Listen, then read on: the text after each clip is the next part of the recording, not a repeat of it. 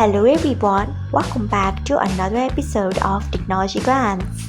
Today in this video, I'm going to guide you through how you can delete your current city or town from your Facebook Lite profile on Facebook Lite. So let's get started.